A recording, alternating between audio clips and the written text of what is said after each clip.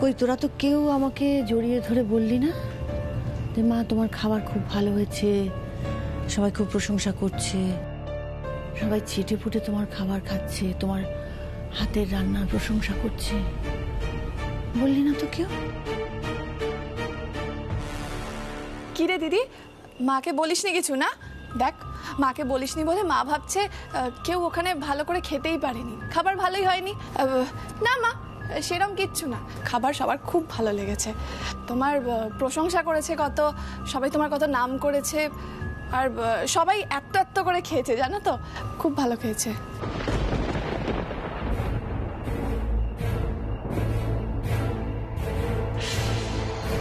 হ্যাঁ রে, তোরা কি এত বড় হয়ে গেছিস যে মায়ের চোখকে ফাঁকি দিবি? কি রে, তোরা আমার পেটে জন্মেছিস না আমি তোদের পেটে জন্মেছি? এই মুখ শুকনো কেন, বলবি না? এখনো বলবি না? এখনো বলবি না কি হয়েছে? কি গো মা তুমি, কাজ করে আমরা ক্লান্ত হয়ে গেছি তাই জন্য, আর খিদে পেয়ে গেছে না তাই মুখ শুকনো লাগছে, তাই না? তোরা যে বললো ও বাড়িতে অনেক খেয়ে এসেছে,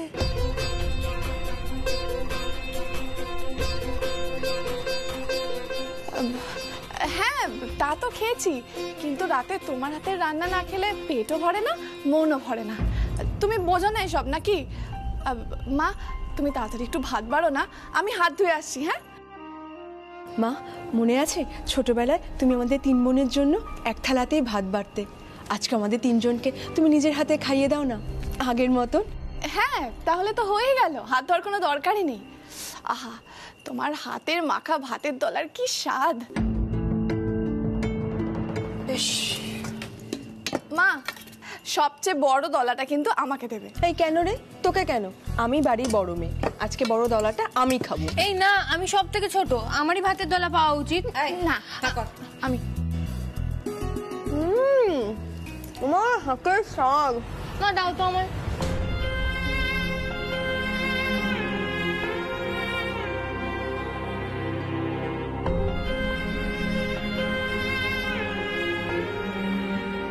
তোমার হাতের তৈরি খাবার আমার বাড়ির কেউ স্পর্শ করবে না।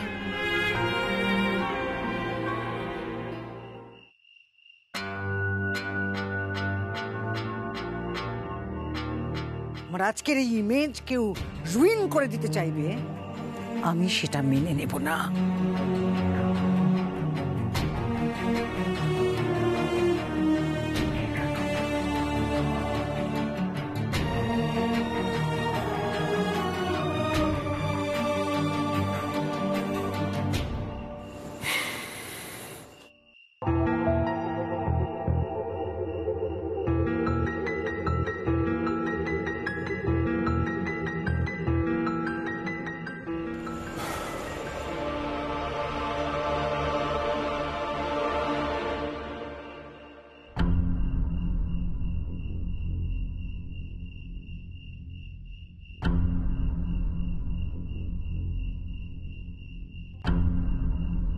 আমি পার্টি থেকে কিছুক্ষণের জন্য বাইরে গেছিলাম, আর আমি বুঝতে পারছি ওখানে কিছু একটা হয়েছে, কিন্তু কিন্তু আমাকে কেউ কিচ্ছু বলছে না। ঠাম্মি, তুমি কি আমাকে বলবে কি হয়েছে? আমি বলবো? প্লিজ বলো না কি হয়েছে ঠাম্মি, প্লিজ। জানিস দাদা, যেটা হয়েছে না ঠিক হয়নি রে। কিন্তু কি হয়েছে সেটাই তো জানতে চাইছি ঠাম্মি।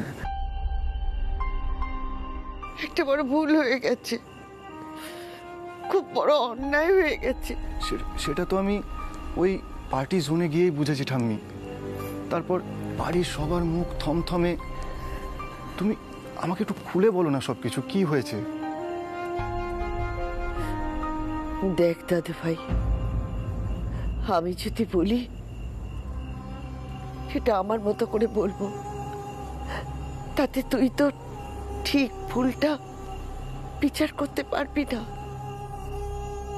তার চেয়ে সত্যিটা তোকেই খুঁজে বার করতে হবে। তাহলে ঠিক ভুলটাও তুই যাচাই করতে পারবি। কিন্তু কিন্তু ঠাম্মি, না দাদা ভাই, আমাকে আর কিছু জিজ্ঞেস করিস না, আমি কিছু বলতে পারবো না, আমি বলতে পারবো না। ঠাম্মি, ঠাম্মি, আরে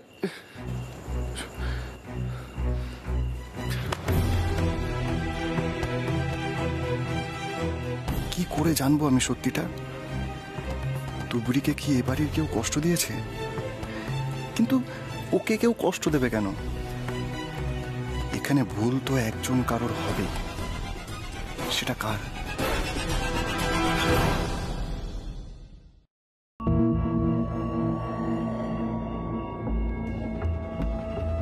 সমস্ত সস্তার রাস্তার খাবার খাবে আমার বাড়ির লোকজন।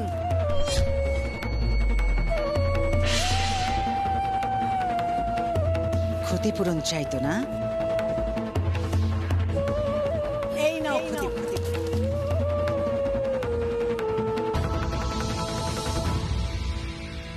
যারা এত অপমান করেছে তাদের কাছে একটা টাকাও ধার রাখবো না। অ্যাডভান্সের জন্য যে 2000 টাকা পেয়েছিলাম ওটা আমাকে ফেরত দিতে হবে। আগে তো বলতেও পারিনি যে ওখান থেকে আর কোনো টাকা পাবো না। আমাদের খাবার ওরা সব ফেলে দিয়েছে।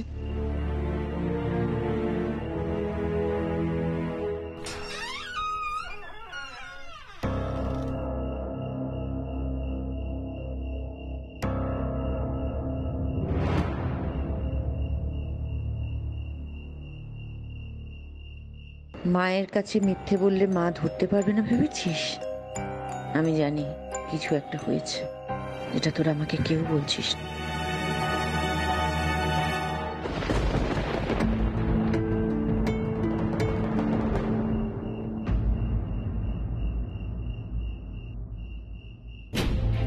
এই বাড়িতে এদের রান্না খাবার কেউ মুখে তুলবে না।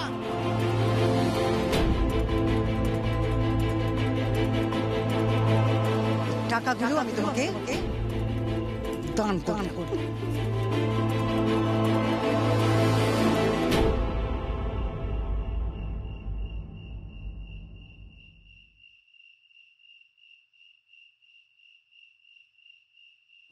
তুলি, তুই কাঁদছিস মা? হ্যাঁ, ছোটবেলা থেকে এত ঝড়ঝাপটা সহ্য করেছিস, কত কষ্ট করেছি আমরা সবাই মিলে। হ্যাঁ, কখনো তোর চোখে এক ফোঁটা জল দেখিনি?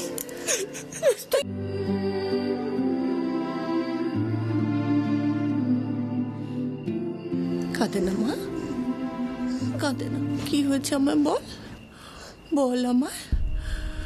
চুপ করে থাকিস না, কিচ্ছু লুকিয়ে রাখিস না আমার কাছ থেকে। তোদের চোখে জল দেখলে যে আমার বুকটা ফেটে যায় মা, আমি সহ্য করতে পারি না তোদের চোখে জল।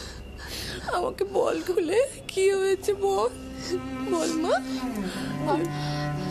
মা, তোমাকে বলেছিলাম না ওই থানায় এক মহিলার জন্য যেতে হচ্ছিল, সেই মহিলার বাড়িতে পার্টির অর্ডার ডেলিভারি করতে গেছিলাম। হ্যাঁ মা, আমি আগে থেকে বুঝতে পারিনি। আর ওই বাড়িতে রূপা ব্যানার্জি, রাজেন ব্যানার্জিরাও ছিল।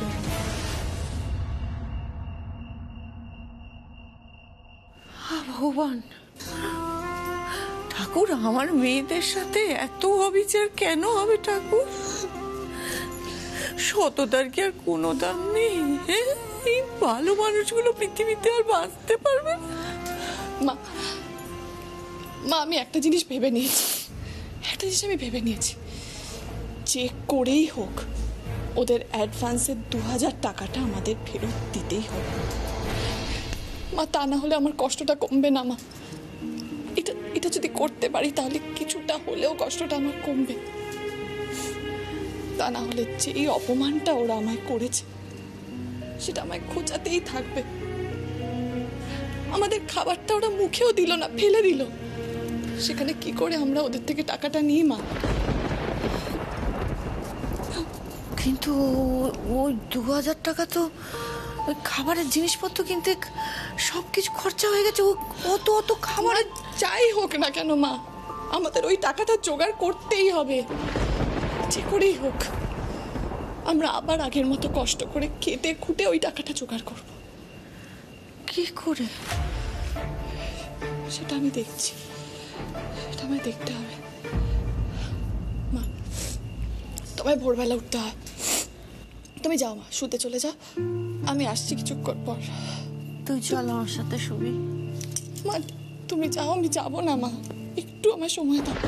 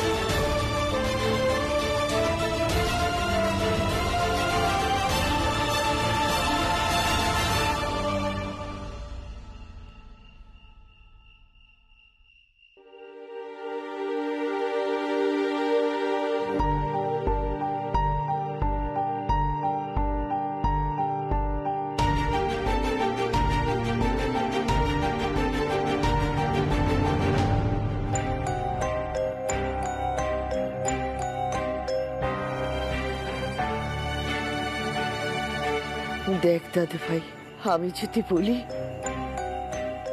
সেটা আমার মতো করে বলবো, সত্যিটা তোকেই খুঁজে বার করতে হবে।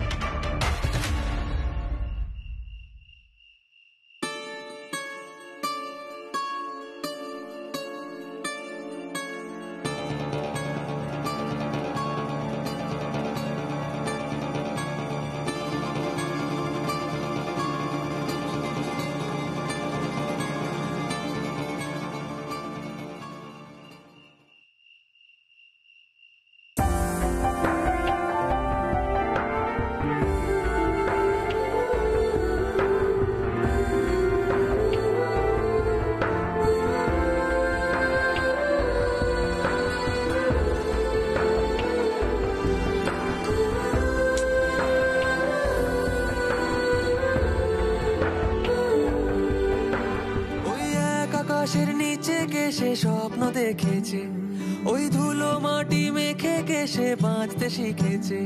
তার এক বাগিচা গল্প আছে, এক বাগিচা গান, সে মুচকি করে হেসে দিলে মেঘের অভিমান। ওই মন ভিতরে আঁকি বুকি ক্ষত জমেছে, ওই দিনের শেষে কেসে আলোর সঙ্গে হেঁটেছে। তার এক বাগিচা গল্প আছে, এক বাগিচা গান, সে মিষ্টি করে হেসে দিলে মেঘের অভিমান। যাক ফুরিয়ে জমা দুঃখ ব্যথা, থাক আদরে মাখা সে রূপ কথা। তাই বৃষ্টির নামে লেখা টুকটাক চুপ, উড়ি উড়ি উড়ি উড়ন্ত বুড়ি, ভুরি ভুরি ভরা খুশির চুবড়ি। কিছু ভাব কিছু আড়ি সারি সারি তার ইচ্ছে বোঝা দায়। উড়ি উড়ি উড়ি উড়ন্ত বুড়ি, ভুরি ভুরি ভরা খুশির চুবড়ি। কিছু ভাব কিছু আড়ি সারি সারি তার ইচ্ছে বোঝা দায়। উড়ি উড়ি উড়ি উড়ন্ত বুড়ি।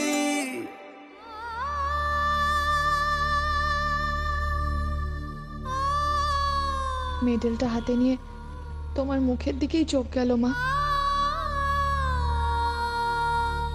কিন্তু আজ আমি বড় নিরুপায়।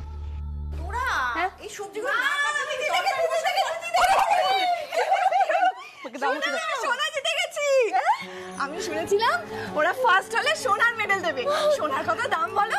তখনই আমি ভেবেছিলাম যে যদি ফার্স্ট হতে পারি তাহলে আমাদের অভাব মিটে যাবে মা।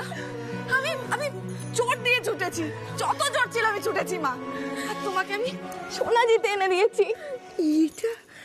এটা সোনার মেডেল, আমার মেয়ে সোনার মেডেল জিতেছে।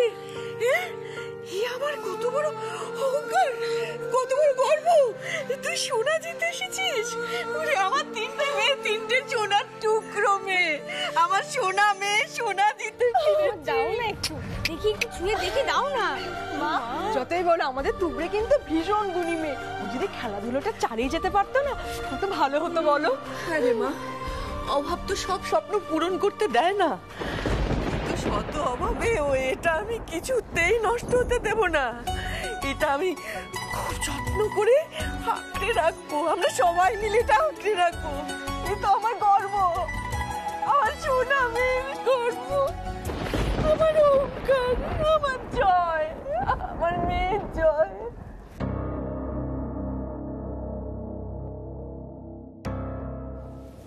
আমি জানি মা, তোমার কাছে এই ট্রফি মেডেলগুলো চক্ষের ধনের মতো, তোমার খুব অহংকারের। আমাদের অভাব থাকলেও অহংকার আছে, আর আমার কাছে তোমার সম্মান আর আমার আত্মসম্মানের চেয়ে বড় কিচ্ছু নেই।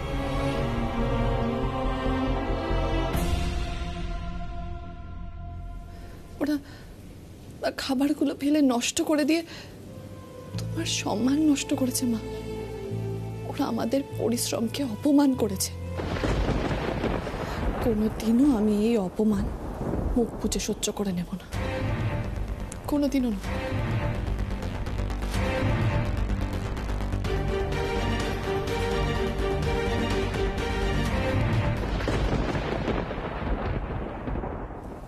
আমায় তুমি ক্ষমা করে দিও মা।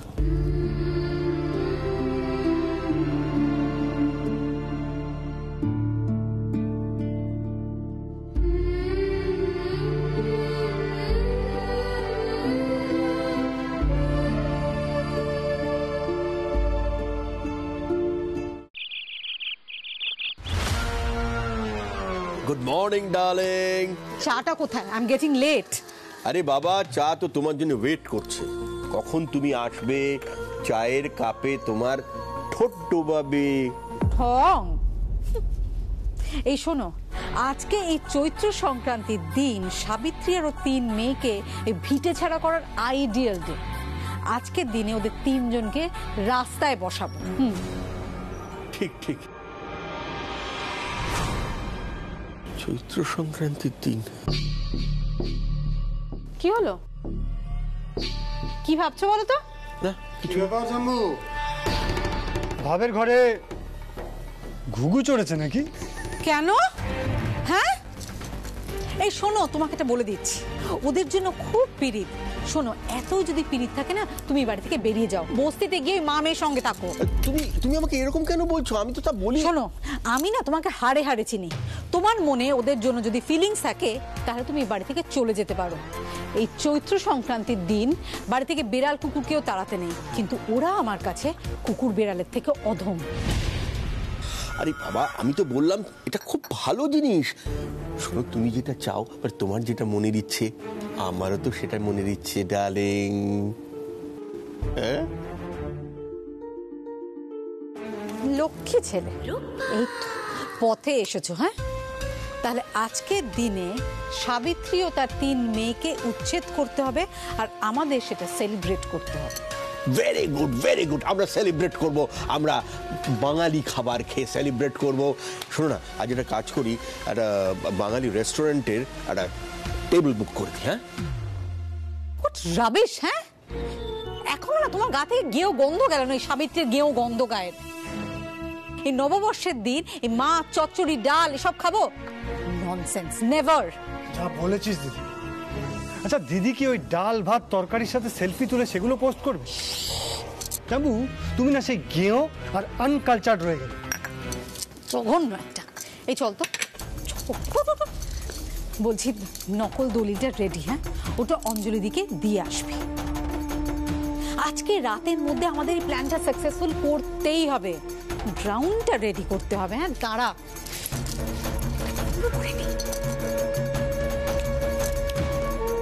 হ্যালো, হ্যাঁ বলছি কি, আমার ওই 4 জন জাদ্রেল টাইপের একটু মহিলা চাই, পাঠিয়ে দেবেন। একজন মহিলা আর তার 3 মেয়েকে বাড়ি থেকে টেনে হিঁচড়ে বার করতে হবে তাড়াতাড়ি। তাহলে আমি বেরো, বুঝলি? একটা উকিল লাগবে এই উচ্ছেদের সময় যে ওখানে থাকবে। সব রেডি আছে, শুধু অঞ্জলি দি কাজটা ঠিকঠাক করে করে দিলেই হবে। আমি করে এসেছি সেই প্ল্যান, তুই গিয়ে দিয়ে আসবি। এই চৈত্র সংক্রান্তির দিন ওই সাবিত্রী দিয়ে আর তার 3 মেয়েকে উচ্ছেদ করতেই হবে। হ্যাঁ, আর আমাদের সেই উল্লাসে সেলিব্রেট করতে হবে। ইয়েস, লা লা লা। কি হলো? চাটা খাও।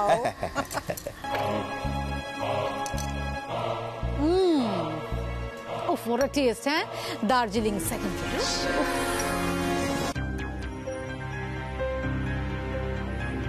একবার ওর বাড়িতে গিয়ে কথা বলতে পারলে ভালো হতো, কিন্তু কোন এক্সকিউজে যাব? ও তো এমনিতেই রেগে আছে, আবার যদি আমাকে দেখে রেগে যায়। কিন্তু আমার না ভালো লাগছে না, আমার খুবই রেস্টলেস লাগছে আমি যতক্ষণ না ওর সাথে কথা বলতে পারছি। আমি কি করব? আমি কি করব?